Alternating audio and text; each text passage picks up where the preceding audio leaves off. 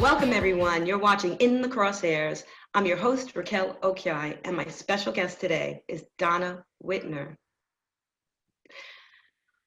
We have a little bit of a delay, but Donna, I'm so happy to have you on. I want to let all the audience know that Donna and I are very good friends, and I have just published a blockbuster article with the same company that does this show, TLBTV. They also host the website, The Liberty Beacon, and I'm a contributing writer. And Saturday, I produced an article about Donna Wittner's case. And I asked her to come on the show because I wanted to do some follow-up talk about it, and also just to kind of regurgitate what went wrong, what went really wrong in Washington Parish, Louisiana. And I'm going to just put it out there in a nutshell, Donna. But Donna's son was killed, shot and killed at a sleepover party in a small town called Bogalusa, Louisiana. And it's been over 6 years since he's been killed, and the prosecutors and law enforcement in the area, they refuse to prosecute. They refuse to go after or figure out who is the killer. At the onset of the terrible incident, they right away produced a narrative that somehow your son, who was 14 years old when he died, Brett Wittner, that your son it was a self-inflicted wound. Okay, they produced this narrative to the public that somehow this was a suicide, somehow this was an accident, somehow Brett was able to shoot himself in the back of the head. With a .22 rifle. With a .22 rifle, Henry rifle. That has a, that you lever action. Yeah, lever action. Lever action, thank you. And Donna has been able to prove really beyond a reasonable doubt with experts looking at the measurements, with friends, with people, computer software people, and what in particular, one person in particular, and I mentioned him in the story that you could find at the Liberty Beacon, and it's called Justice Denied, the Brett Wittner story. And Vincent had done a model of Donna's son, the exact replica of his size, and the replica of, and the centimeters, the exact centimeters of the firearm. And then he looked at the coroner's report and was able to see exactly the entry wound of the bullet. So he said it was 100% impossible. 100% impossible. But he wasn't the only one. So you had a doctor who said it was impossible. Even if he was a contortionist, he couldn't shoot himself. We've had another investigator from Louisiana who also prepared a very lengthy report that specified that this was, of course, impossible, that this was not possible. However, come to find out, then we have a coroner's report that reported that this was potential. This could have been self-inflicted. So you're like, what? What do you mean it was self-inflicted? We already know it wasn't. And it wasn't just the people who studied the measurements and all that. It was the detective himself, the detective who reported, who was on the scene. And you and I have been able to look at the call report. And this detective clearly stated that this was a rifle to the back of the head. Right. Now, most people, when you read that, what you understand that no one can shoot themselves in the back of the head with a .22 rifle. It is impossible. Yes, it is. Well, now we know, Donna, that the law enforcement officers knew that it was impossible. Yes. Beyond a reasonable doubt. You cannot prove this possibility because it doesn't exist. However, they still kept saying until this day, that your son's killing was self-inflicted. Accidental, self-inflicted. The coroner's report hasn't been changed, and they're not going after the killer. Because if it's a self-inflicted wound, who are they going after? So I wanted you to come on the show to just reiterate this point. And I want to call out to the district attorney of the 22nd Judicial Circuit in Louisiana, and his name is Warrant Montgomery. Now, Warrant Montgomery and I have a little tiny bit of a history because I've been writing about corruption in this particular area for about 5 or 6 years now, as you know, Donna. And I've, been in touch with his office on a couple of different matters. And I have a message for him. Warren, you're done. Okay? These facts are really, really clear. The public knows. Donna has a brand new investigative agency, pro bono, who is going to go after this case. We want to know who the killer is because Donna and her family and Brett Wittner deserves justice. Yes. Everybody does. Okay. You don't get to pick and choose who you want to fight battles for. The problem is here that this boy was shot and killed by somebody. And Warren Montgomery, it's your job to figure out who the heck it was. So I'm done now. I'm done now, Warren. And you're going to have to do your job because Donna, myself, and MJA Investigations, we're not going to stop. No, never. Okay. Never. This is my child's life. You think I'm going to give up on my child? Never. All right. And I have to let everybody, people know me I get emotional. I know. I do too. But yeah, you really high strung. And I really am emotional, in particular, just because you know me and you know my story and you've seen my pain firsthand. Yes, I have. And I want to let everybody know that when I was down in Louisiana last year, Donna was kind enough to let me stay at her house for about 10 days, 2 weeks maybe. Her husband was like, "Get her out." No, he wasn't. You get sick of me after a while. You're like, rah, rah, rah. You're like, oh, I need some peace and quiet. But they were very kind to have me in their home, and they really, really treated me like family. And I absolutely love Donna and her husband, Dave. Like, I want to hug you guys. I want to take a family photo. I'm waiting for you to come back. I'm definitely coming back. Yes. And staying with you.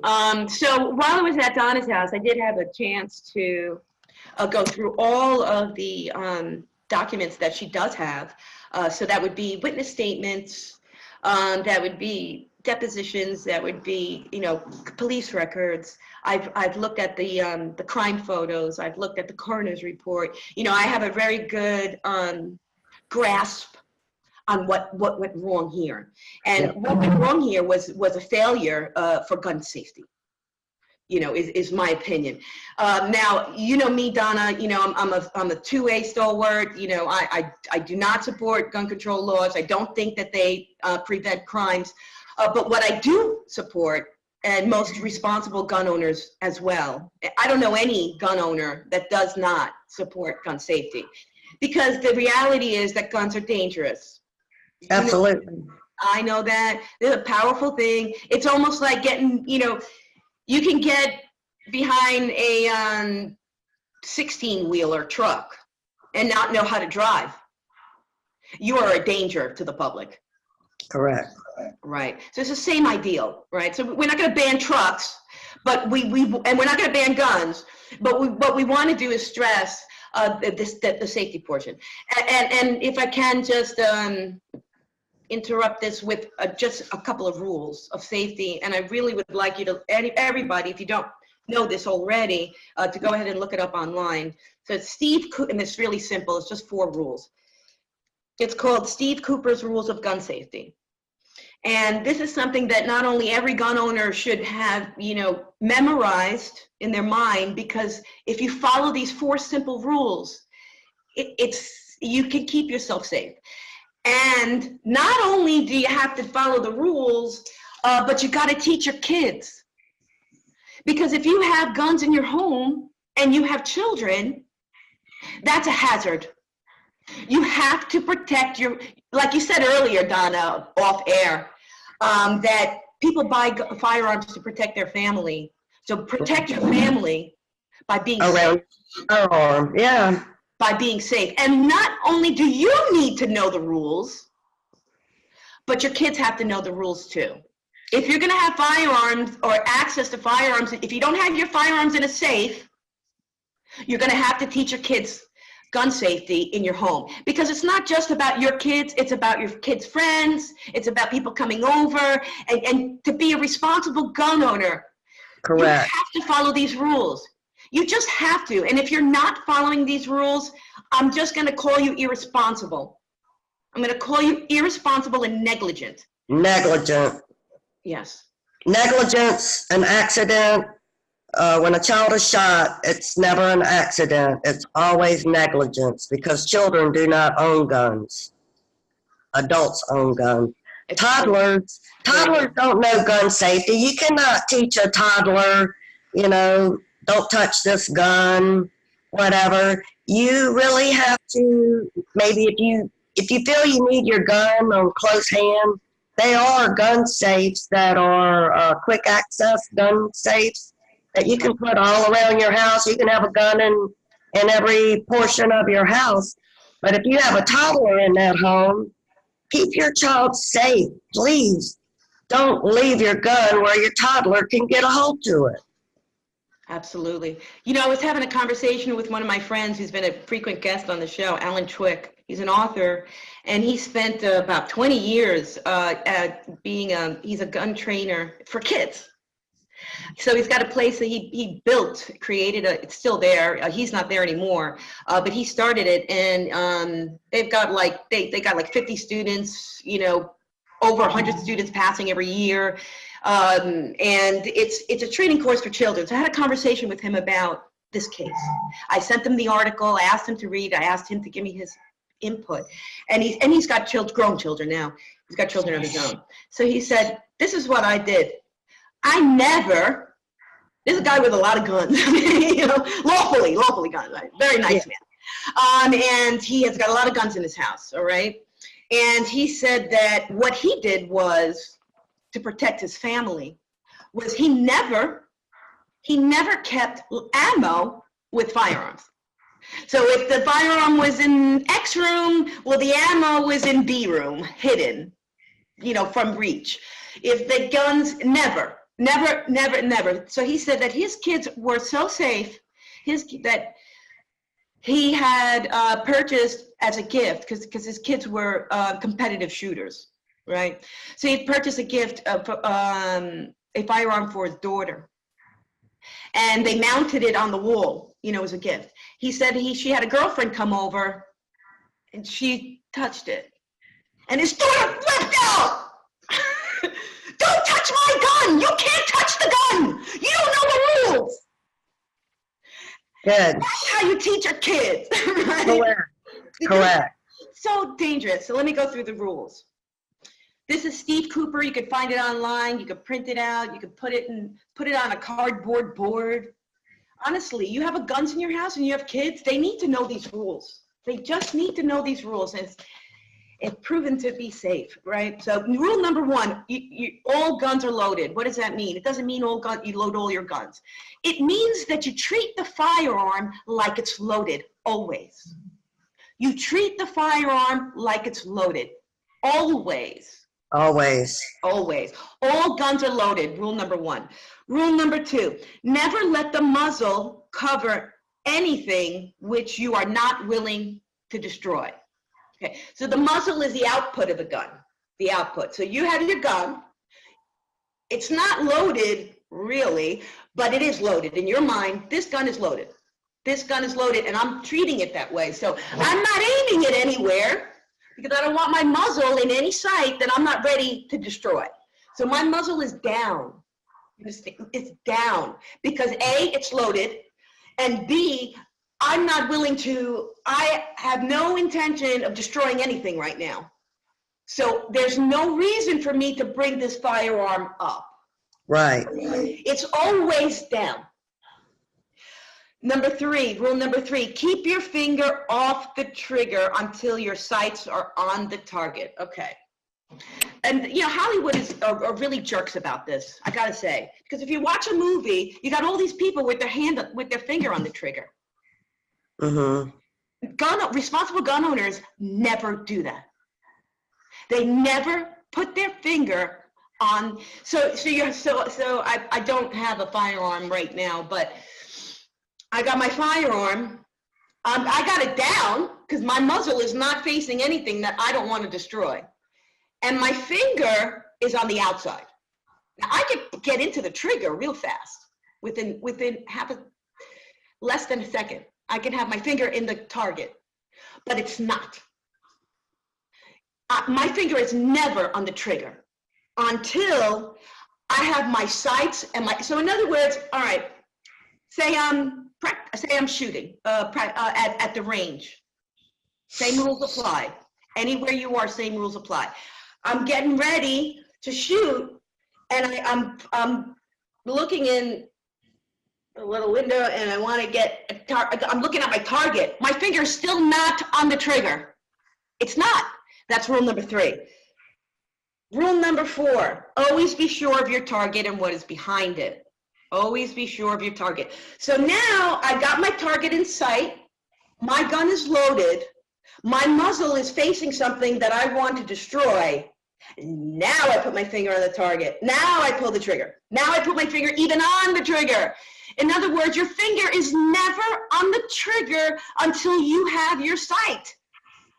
That's the very last thing you do before you shoot, is put your finger on the trigger. So it's very, very simple. So and then when it says rule number 4, which is the last rule, I'm going to wrap this up in a second. Always be sure of your target and what is behind it. What is behind it? What is behind? Not necessarily what exactly is behind it physically, but the ramifications behind your shooting something, right? So is it a crime? Are you shooting somebody in self-defense? Are you shooting someone because you don't like them? Are you shooting? What are the ramifications? You followed all the rules. Your guns are loaded. Your muzzle is something you want to destroy. You want to destroy something. You set your sights. You put your finger on the trigger. Now, what's going to happen when you pull the trigger? What are the consequences? What are the consequences? And so those are the 4 major rules. And I think I know my friends who are responsible gun owners, they follow these rules. They follow these rules, Donna. And all right, so the problem with, let's bring it back into Brett's case. The problem was that the homeowner and his living girlfriend, they were not careful with their firearms. They were negligent. Yes. And how were they negligent? Well, they had firearms in the house. They're allowed to. That's okay. They had ammo. They said, you know, I don't really know. You never know what whether they just because they say it. I don't know what the exact truth is. These people, I definitely know, had 4 different firearms in the home. It wasn't just 2, 4, as you know. And ammo was right by it on the microwave. The ammo, and some people said in those witness reports that it was right on the ledge, right above the firearms. It's very easy to grab the ammo, put it in the thing, not knowing what you're doing, playing around, you know, you're young teens, you know, you're naive, you know, you're not thinking, you know, potentially out. There's so many problems that went on in this home. First of all, these parents were completely negligent. Now, when the prosecutors brought it up to a grand jury for hearing on a potential negligent homicide, right? Because this is what happened. Your son got shot at a sleepover, and the parents were negligent. Yes. Why are they negligent? They unsupervised. Right? They have 8 kids. I don't know who does that. I would never do that. I would never have a co-ed sleepover anyway. I don't know these people. They took my child without my permission. I do not know them. Who picks up 8 kids from the movies to go have a teenage boy-girl sleepover at their house? Would you do that? Hell no. I wouldn't either. I wouldn't do it at all. And if for some reason I wouldn't go to sleep, and I certainly wouldn't have firearms available, and kids have access to the firearms and the ammo. So they got the firearms, the ammo, mom and dad, they go to bed. We Yeah. understand there was alcohol there from some of the witness statements. So we're talking about kids from the age of 13 through 15 or 16. Yeah, through 15. 13. I think it was 11 to 15 at that time. 11 to 15. 11 to, these are children. Yeah. These aren't like 17, 18-year-olds. These Nope. are children. These are children. So these parents, they claim they got some permission from some of the kids, but they didn't get permission from you.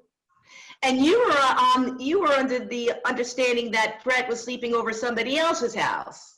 Correct. Do this all the time, right? I say, I'm sleeping, I'm sleeping over so-and-so, they're sleeping over so-and-so, and they break night or something. It's not unusual for kids to do that, and it's not right. But the bottom line is that these parents, they did not track you down and get permission to have your son sleep at your house. And that would have been their job. All right, let's put that to the side. Say they didn't get permission from a couple of the parents. They thought, the kids were telling the truth. Oh, I have permission, and they went with it. Okay, fine, that's bad enough. You bring 14 kids, you pile them into one car, no seatbelts, you drive them 45 minutes out of county, right? 10 people in one car. 10 people in one car. Mm-hmm. I mean, all of this is an accident, a terrible accident waiting to happen. They bring the kids home, they get something to eat, they have something to eat, the parents go to bed, lock their bedroom door. They leave eight kids from the age of 11 to 14 home practically alone, unsupervised, with firearms and ammo. So the district attorney brings up the case before the grand jury, and Donna doesn't have access to any of the documents to see what happened. So she was a witness, so she doesn't get to actually participate, she doesn't get to watch. However, she's under the impression that it was a really crappy job, and I believe her. Number one, also, they kept from me who may have possibly been charged. I still don't know to this day who they may have been possibly going to charge. That has been kept from me. I was never privy to the grand jury. They've never went over the case with me or anything. The only time I get answers from out of the police or the DA is when I go banging on their door. And a judge ordered that the district attorney produce those grand jury records. No, well, whenever we filed a civil suit against the homeowners, our DA filed to have the file quashed. Now, number one, that's between us, them, a judge, and a jury, not the DA. This is just a civil trial. That's correct. But yet, Walter Reed, our indicted DA. Former DA. Former, yes. I'm losing track. Pause it for a second. Let me tell you something about Walter Reed. This is the district attorney that was in charge when Brett died. Walter Reed has since been convicted on 18 of 19 charges by a federal jury of political corruption. Lots of sneaky, conniving things happening, and this dude is like going to jail, okay? He's on house arrest waiting for appeal, where, of course, everybody's covering up. So, Donna is thinking, what the heck is going on here? Why is Walter Reed preventing you, number one, because he was the DA, from filing a civil lawsuit, okay? Because like you said, that's none of his business. Correct. The grand jury did not return an indictment on this case. And, I'm curious, how could they not? Because in my opinion, it's a clear case of negligent homicide, and criminal justice is my specialty. It's what I studied in college. It's what I have my degree in. I love the topic, criminal justice. And when I look at your case, I think it's very clear that this is negligent homicide. And I think that they should be prosecuted criminally. So that's why, so they bring it before the grand jury. Here's the problem. we don't know what the prosecutor presented to the grand jury. What did they present? Did they tell them Brett shot himself? Did they tell him it was accidental, self-inflicted, like they were producing that narrative in the press? So I know you do too, Donna, we firmly believe that this grand jury was snowed, okay? Yeah. They were given an inaccurate, half-truths, innuendo, an improper presentation of the facts to prove probable cause. Because the only thing that the grand jury has to say is probable cause, and then it goes to a regular trial. But the grand jury is just supposed to say, there's probable cause here to say this could be negligent homicide. And then it starts its way into the courts. And the defendant gets to have a trial, okay? So all the grand jury has to report is that there's probable cause. How is there not probable cause? They're not deciding whether he's guilty or she, okay? Because it's mom, she was the mother of one of the children in the home, and her boyfriend who is the homeowner. So they're both responsible for this. And because we don't know what case they presented, we have to believe that the case they presented was a false one, because otherwise any grand jury is really simple to look at these facts and see that this was negligent homicide, in my opinion. And At the time of the grand jury, I had no evidence, no police report. It was just kind of railroaded through. They even tried to go to grand jury before they even had an autopsy, any medical records to even know where my son was shot, the angle projection. They were ready to roll with grand jury until I had the media go up there and ask them, why are you trying to have a grand jury and you don't even have an autopsy? Then I get a phone call that afternoon saying, oh, we're going to hold up on the grand jury until the autopsy comes in. We're going to wait till we get a little more evidence. So I'm going to ask you directly, what was the rush for the grand jury? Why did law enforcement officers from Washington Parish Sheriff's Office repeatedly issue false narratives to the press about self-inflicted? Everybody knew from the beginning that it was not self-inflicted because of the impossibility. Everybody knew. Everybody knew. So I want to know what you think. What is it? Why have they failed to do their jobs? Because the male homeowner is a reserve deputy for the sheriff's department. Oh boy. Can't have a murder at his house. Can't have negligence at his house because he's one of us. So do you see a pattern in the entire 22 judicial circuit, which includes your parish, St. Tammany, and also the parish where your son was killed, which would be Washington Parish? And this is the district attorney's office who lets this fly. So they're covering up for the homeowner because he's a sheriff deputy. Now you're a native Louisianan woman. You know your stuff, Donna. You're a smart lady. What can you tell me about this particular judicial circuit's history on protecting their own at the risk of not finding justice for other people? Oh man, I see it daily here. The favoritism, the nepotism, who you know. Justice is not about justice here. It's about who you know. Your sound came out just a little bit. Did something happen? Can you hear me now? I can hear you. It just feels a little muffled. Oh, well, let me see. Maybe it's just me. Justice here is only based upon who you are or who you know. It's never about the actual case. Yeah, that doesn't seem fair to me, Donna. That's not justice at all. I used to believe in the justice system. I thought police did their jobs and the judges did their jobs. And, if somebody did wrong, they're going to go to jail. There's going to be consequences. Never, ever in my whole life would I ever dream that my child would be murdered and nothing would be done about it. You know, that is not justice. When you do not punish the guilty, you punish the innocent, the victim. And me and my family are suffering. My child was murdered. I expect the murderer to go to jail. Is that too much to ask for? I don't think so. No. And that's what the system is set up for.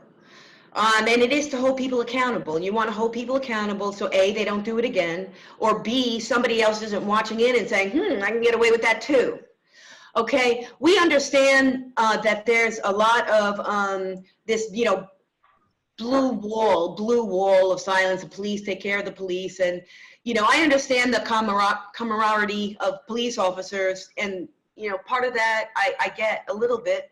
But, you know, justice is the search for the truth. That's what justice is. It's the search for the truth. So when your DAs are not searching for the truth, or your law enforcement officers are not searching for the truth, then there's no justice being served. So we know they had the truth.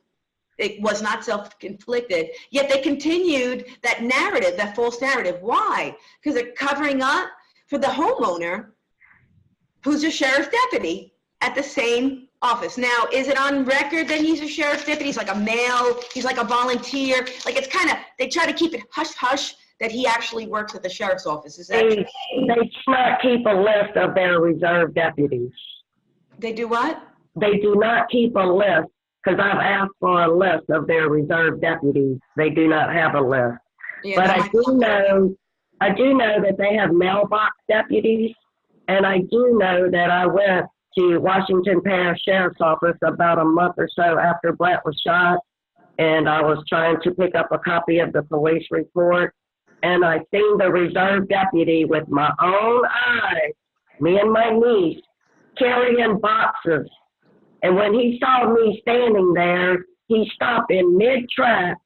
He didn't know if he should drop the box and run. You know, he knew he was a deer in the headlight. Yeah. That now I know. I see him working at the sheriff's office carrying boxes. They were in the process of moving at that time. Yes, and in addition to the homeowner being a reserve sheriff's deputy, his girlfriend also has some familial community ties to the police as well. Yeah. So it's sort of a double cover up here. It's and they want to cover up for some of these kids who also sort of, you know, small town. And apparently some of these kids also have a relationship, some type of familial relationship with the sheriff's office as well. So screw Donna Wittner's son, and let's protect all the other kids. I think that's what happened. That's what they did. Okay, I want to bring this back to Warren Montgomery. So when Walter Reed, everybody knew he was a bad guy. I wrote a series of articles about him. About the corruption going on in that judicial circuit. So I know full well. When he was convicted, I literally cried. I cried. I was so happy. I was sitting in the courtroom when they read him his indictment. I had to be there for that. I mean, I was going crazy. So we were very lucky to get that. The feds came in, they did an investigation, they figured out that this guy's a crook, and they indicted him and they convicted him. And you know, but they only went after money. You know, they didn't go after any civil rights he violated or any cases that, you know, was unsolved. They only went after the money portion with the DA. Yeah, interesting to point out. Yeah, that is true. Now, so when all of this heat was coming down on Walter Reed, he decided not to run for re-election. And this is going back 3 years, right? And this Warren Montgomery comes up and he becomes kind of a favorite of the people. And his mantra was, I'm going to fix this stuff. I'm not going to be Walter Reed. You know, that was his. In fact, as far as I know, potentially with you too, but with some other cases of corruption in St. Tammany that I have covered, you know, it was Warren Montgomery who said, I'm going to fix, I know through other people that he said he's going to be the prosecutor that, you know, is for the people, that he's not going to play the same games as Walter Reed, that this was almost like, you have to elect me because I'm not Walter Reed. This was the anti-Walter Reed. I'm going to stop the corruption. I'm going to do something about this. His platform was, let's see, it wasn't based, it was, his platform was qualifications, not connections. Remember? Qualifications, not connections. And this was a direct hit on Reed, right? Because Reed connection to cover up, blah, blah, blah. Okay. The good old boy system. I want you to tell me what happened when you go, hey, Warren, hey, Donna, yeah. You gonna investigate my case now? Yeah, hello. He shut you down. He shut you down. I want you to talk about that. Well, he put two guys on the case, and I pretty much gave them everything.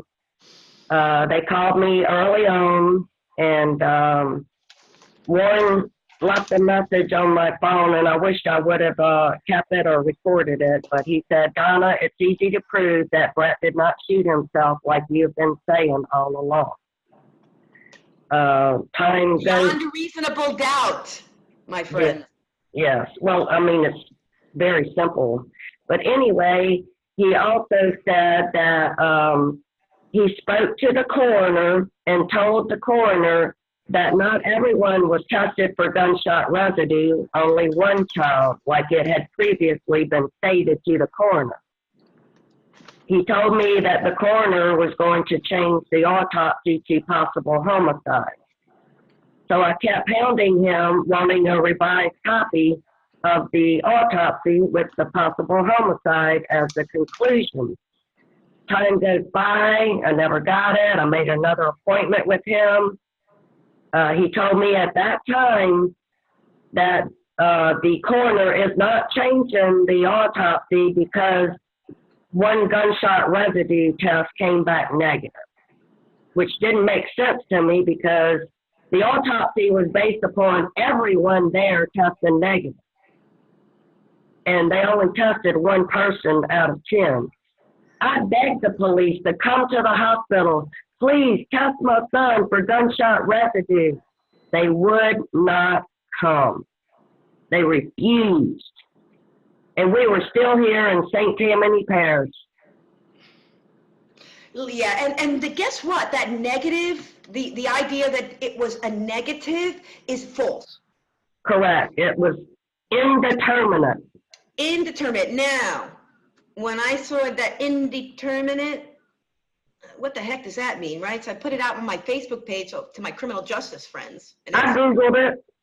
I Googled it too. And I put it out to my criminal justice friends and I said, well, what is this? Why would you get an first of all, I asked them how reliable the gun residue test is. And the answers that I got were that it was pretty reliable. Okay, unless you know what you're doing, you could squint, but the gun residue test is pretty reliable. So that was number one. They told me there was a consensus on that. The second consensus was that indeterminate meant, oh, we didn't do the test, so we got to say something. Okay, or the other responses I got from my friends was that indeterminate meant, there was too much time between the test and the actual potential shot.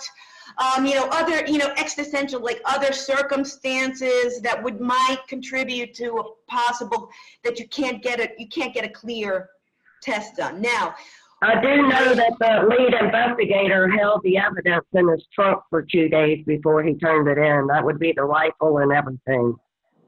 Yeah, which wouldn't be normal.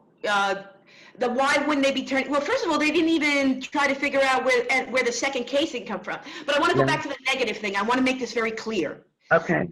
We have a coroner who says he's not going to change the coroner's report based upon, according to Warren Montgomery, the DA, the current DA, that he's not going to change the coroner's report because one kid tested he says negative. There was never a test that with a result that said negative. You see the false narrative, right? So including the chief deputy at the sheriff's office reported to the news that the gunshot residue, one test on one kid instead of testing them all, and the police were able to test them all because they had them in for questioning. They could have tested them right there. And more than one child in the room. In the home. So that would be 10. Correct. 8 kids, 2 adults. A proper criminal investigation. First of all, they messed up the crime scene too. They moved around things. The second thing is they never questioned the homeowner. They didn't even question him. They didn't even take a statement from him. Nothing. And secondly, this whole idea of not doing this gun test residue on everybody in the house. There's a red flag. Immediate red flag. Why wouldn't you just do everybody in the house? Somebody killed him, right? Somebody might have killed him. So let's see who has gunpowder residue. It would have been very, very reliable. But that's not what they did, Donna. In fact, I don't even know if they actually checked residue on his hand. I don't know what they did, but that indeterminate means that there's no decision, that there's no answer here. It doesn't mean positive or negative.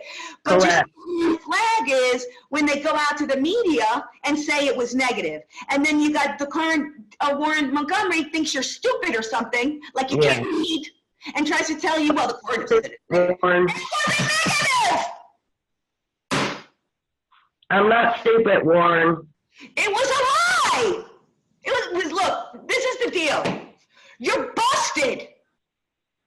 Do your job, Warren. Arrest the murderer of my son. Right. Now, look, I understand that, people are very sympathetic with kids, and kids make mistakes. They really do. But those are the facts that have to come out in a trial. They have to come out in something. Do we want as a society, do we want children to be tried in the same way that adults are? No, we don't do that, right? So we have different rules for children, okay? So and I imagine that some people take a sympathetic view towards the kids in the house, okay? Because they're kids and they're playing around and it could have been an accident and so on. But let those facts come out. That's a point. Maybe it was intentional. We don't know. I don't know that. I can't say that for sure. You might have your feelings about it. I don't know whether it was intentional. I don't know whether it was an accident. I don't know. Go ahead, Donna. With two spent shell casings on the scene, it's kind of hard to say that my son shot himself or it was an accident. Correct. Let's bring that up too. The only bullet that was accounted for was the one lodged in my son's head. That's right. So we know that there was another shot. Yeah. Somebody shot that gun. And even during testimony, the policeman said, we feel like this gun has been shot earlier. It's not a big deal or anything. We're just trying to find out. The cop actually said that in the testimony. Yeah, and for the viewers, so we have two shell casings. Spent shell casings. Spent. Two. One on the floor and one in the chamber of the gun. But we only have one bullet accounted for. Yes. And the cop said it was not a big deal. It is a big deal. Of course it's a big deal. I know it is. This is my son's life. It is a big deal. It is a big deal. Because the idea is that when someone shoots himself, they don't shoot it twice. Correct. Right. So, okay, from the outset. If your gun accidentally goes off, you don't accidentally try to shoot it again, do you? Exactly. That's a very good point, Donna. It is hard to believe that it was an accident because of the two spent shell casings. Somebody shot that gun prior to the bullet entering Brett's head. Somebody shot the gun. And the police officer had no interest in the questioning of finding out the answer to that question. I do know right before my son was shot, he was kissing another boy's girlfriend. That's the last thing that I know was going on at that house with my son, was kissing another boy's girlfriend. Right, because these kids in their witness statements admitted to certain facts, and that was there was some kind of love triangle going on with your son and one of the girls there, and one of the boys. Yes. Right. So, and this is all very serious tidbits that the police really need to, they failed to do it, they didn't do it. You got to try and figure out what it really happened. Kids don't always tell the truth, and put it in a little diagram. Who said what matches? It was all conflicting. Some of it didn't make sense. You had one of the kids saying that Brett cut himself. He never had a history of cutting himself. He didn't have any marks on his body. The coroner found absolutely no marks. He had no history. That was not something that Brett did. But for some reason, the kids who just lost their friend, 3 hours ago, the kids moaning and dying on the kitchen floor, and these kids are so nonchalant, trying to put some sort of blame on Brett. He killed himself, he this, he that, and a lot of it just simply wasn't true. Correct. Yet the investigators that were doing the interviews, which were audio taped, okay, so I've listened to these interviews, the investigators let it all slide. I'm listening to the kids' answers, and the first thing in my mind is the next question, just because I'm a reporter. And when you say something, I got a question to ask you after that. And I'm like, he's not asking that question. What is he doing? Oh my, I gotta ask him this. Well, what did you do next? There's so many questions that I had for these kids. And they weren't beat down questions. They were simple questions trying in search to find out the truth. Right. And they didn't do that. They let these kids, give whatever statement they want. They treated it was I won't even call it kid gloves. It was worse than kid gloves. It was negligent on the part of the investigators, because they weren't searching for the truth. They were looking for ways. That's why the cover up. The officials know that they did not do the right thing, so that's why there's the cover up, because they don't want to try to unring a bell that's already rung, and they know they didn't do the right thing, so they don't want that to get out. It's too late now. So I want you to bring the public up to date, and I think we covered the main issues. Or the main facts on the case. And again, I recommend to everyone to go ahead to the Liberty Beacon and read my article. It's a little extensive and it's definitely more detailed. And I worked on it for 2 years. So that I put a lot of work into this story. So we really like you to go and read it. The Liberty Beacon, Justice Denied, the Brett Wittner story. Now we're 2018, Donna. Your son was shot and killed in 2012. You're still waiting for somebody to go investigate and figure out who killed your son, number one, and you're also involved in a civil lawsuit against the homeowner and the paramour, his girlfriend. Tell me a little bit about the civil action. I don't know where the case is at this point. I sent an email to my attorney yesterday to see where I'm standing, and I haven't heard back yet. I do want to bring up a couple of things about the gun again, since this is a gun show and that. Just keep your children safe. If they're going to go spend the night with someone, just ask, are your firearms locked and put away? I just want to make sure my child is safe.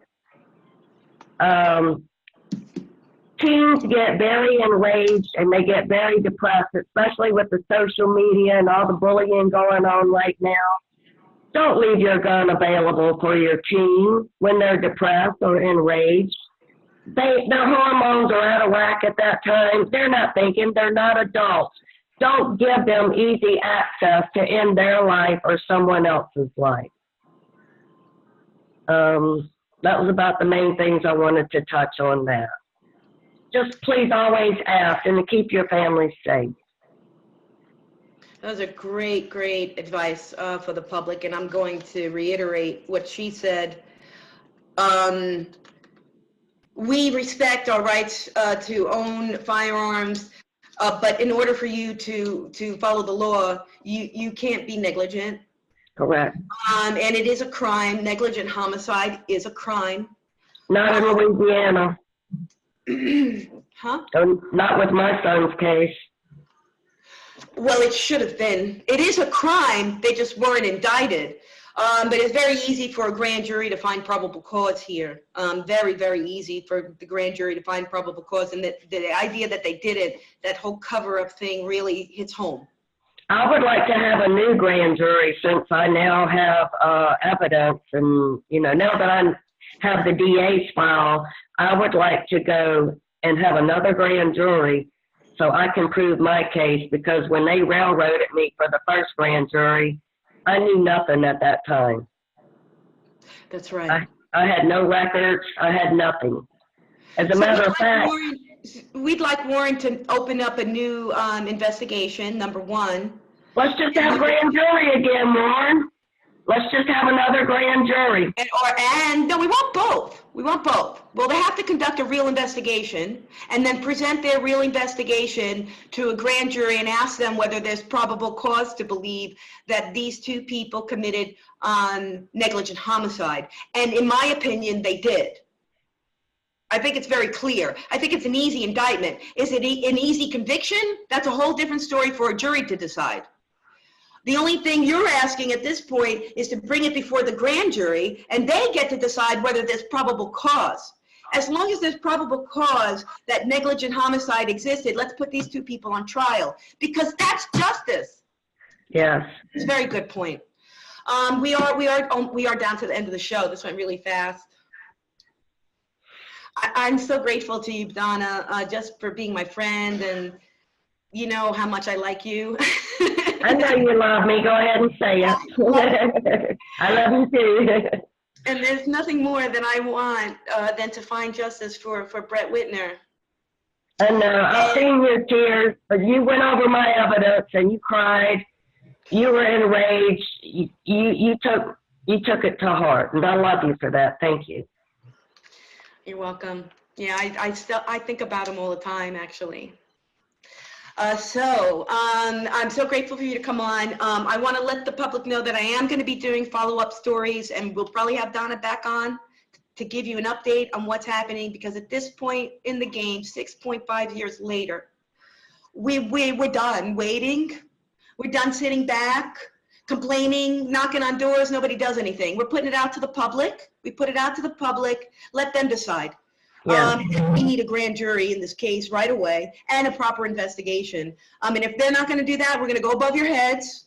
We're going to go above your heads. I'm going to get somebody to come in and do it if you can't do it yourself. So that's kind of, what I want to say.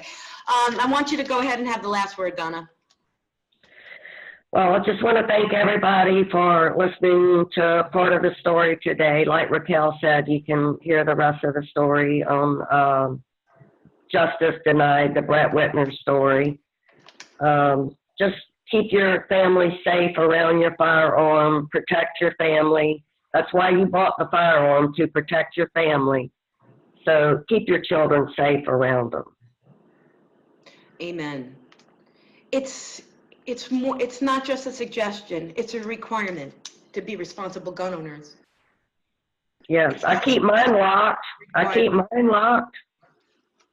If my kids had friends over, there was never a gun laying around. They were in a gun safe, and the ammo was locked separately. Yeah, I know a lot of parents that do that. I do. It's a requirement. You cannot be negligent, because it's a dangerous instrument. So you're not going to leave the keys in the car with a bunch of teenagers who don't know how to drive. Correct. It's very dangerous for them to get in the car and drive. That would be negligence. It's the same thing here. Yeah. Having those firearms out and available and access with no adult supervision, with the ammo right next to it, was so completely negligent. And I'm sorry, that this terrible thing happened, but you have to take responsibility for your actions or your inaction, because that's what it adults do. That's what adults do. But anyway, okay, we really do have to get going, Donna. Okay, thank you so much, Raquel. You're welcome. And I ask my guests to do one thing at the end of the show. It's silly. Don't make me sing. You don't have to sing. Okay, good. That's what I do on my radio show. Okay. You just have to wave. Oh, I can do that. Bye.